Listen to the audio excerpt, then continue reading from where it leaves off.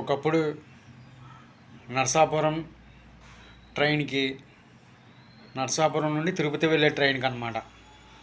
తిరుపతి వెళ్ళాలంటే చాలా సౌలభ్యంగా ఉండేది. అది విజయవాడకు వచ్చినప్పుడు చాలా సీట్లు జనరల్లో కూడా ఖాళీ ఉండే అన్నమాట. ఇప్పుడు జనరల్లో అసలు ఖాళీ దొరకటం కష్టంగా ఉంటుంది.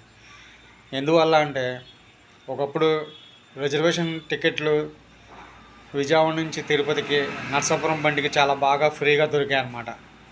ఇప్పుడు అసలు టికెట్లు దొరకడమే చాలా కష్టంగా ఉంది.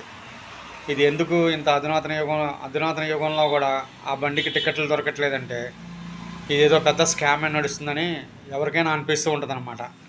అసలు మీకు ఏ రోజు చూసినా కూడా నరసాపురం డిఎంఎం ట్రైన్గా నరసాపురం నుండి తిరుపతి నడుస్తున్న ట్రైన్కి ఏ రోజు కూడా మీరు రిజర్వేషన్ టికెట్లను అక్కడ అందుకోలేరు. ఎందుకు అందుకోలేరు అని అంటే అక్కడ ఏదో స్కామ్ జరుగుతుంది.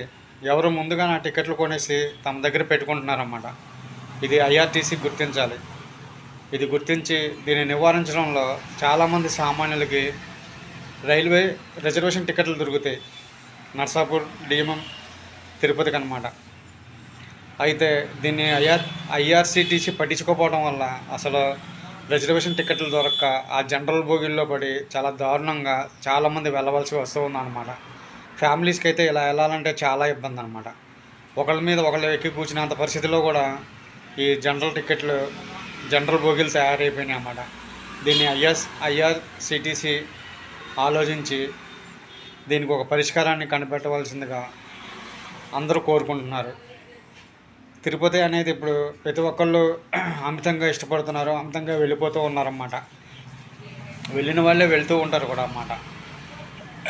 అయితే చాలా వరకు మైనస్ ఏంటంటే ఈ రిజర్వేషన్ టికెట్లు అన్నమాట. దీన్ని అందుబాటులో తేవాల్సిన అవసరం ఐఆర్సీటీసీకి ఉంది. కాబట్టి దీనిపై ఒక ప్రత్యేకమైన పరిశోధన చేసి తిరుపతి వెళ్ళే ప్రయాణికులకు సంతోషాన్ని కలిగించవలసిందిగా ఐఆర్టీసీని కోరుతున్నారు.